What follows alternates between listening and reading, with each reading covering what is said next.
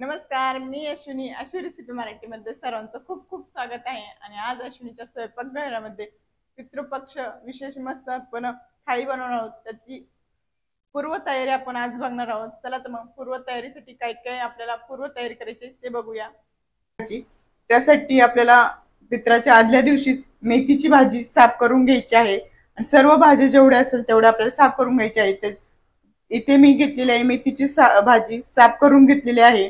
देठ प्रत्येक ठिकाणी हे देठ बनवत नाही, जुन्नर मध्ये देठ बनवले जातं म्हणून मी हे देठ घेतलेलं आहे. आणि इथे गवारीची शेंगा, डांगर भोपळा, भेंडी हे सर्व आपल्याला साफ करून घ्यायचे. भेंडी रात्रीच धुवून घेतलेली आहे.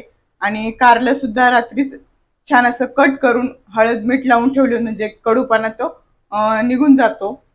आळूची पानं सुद्धा रात्रीच धुवून ठेवलेली आहे, म्हणजे छान अशी सुकले जातात. रात्रीच उडदाची डाळ, मेंदू वडे बनवण्यासाठी उडदाची डाळ रात्रीच भिजत घातलेली आहे.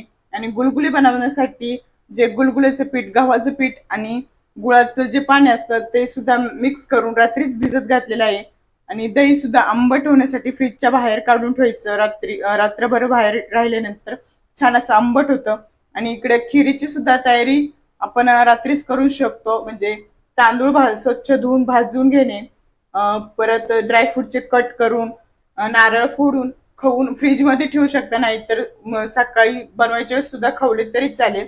आणि पूर्ण जे तळायचे साहित्य आहे ते प्रथम काढून ठेवायचे, म्हणजे सकाळच्या वेळेस जास्त धांदल होत नाही. इथे मी उडदाचे पापड, तांदळाचे पापड, कुरडया आणि शेवया, इथं जे वडे असतात ते वडे सुद्धा घेतलेले, सांडगे म्हणतात ते सुद्धा घेतलेले आहे. एवढे आपल्याला सर्व असं संध्याकाळची आपल्याला तयारी करून ठेवायची आहे. आणि सर्व भाज्या छान अशा धुवून किंवा सुकवून ठेवल्या तरी चालेल. सर्व भाज्या काढल्याच्या नंतर सुद्धा आपण लसूण सुद्धा सोलून घेतलेला आहे, म्हणजे पटकन आपली मिरची बारीक करायला, किंवा मिरची आणि लसूण बारीक करून ठेवला फ्रीज मध्ये तरी चालते. मी फक्त लसूण छान असा सोलून ठेवलेला आहे. आणि सर्व या पद्धतीने आपली पित्राची पूर्वतयारी आपण करून ठेवलेली आहे. आजचा व्हिडिओ आपल्याला कसा वाटला नक्की कॉमेंट्स मध्ये सांगा. आवडला असेल तर नक्की लाईक करा, शेअर करा, चॅनेलला सबस्क्राईब करा. चला तर मग उद्याच्या पुढच्या भागामध्ये, म्हणजे पूर्ण पित्राचा स्वयंपाक या भागामध्ये बघूया. चला तर मग बाय सर्वांना.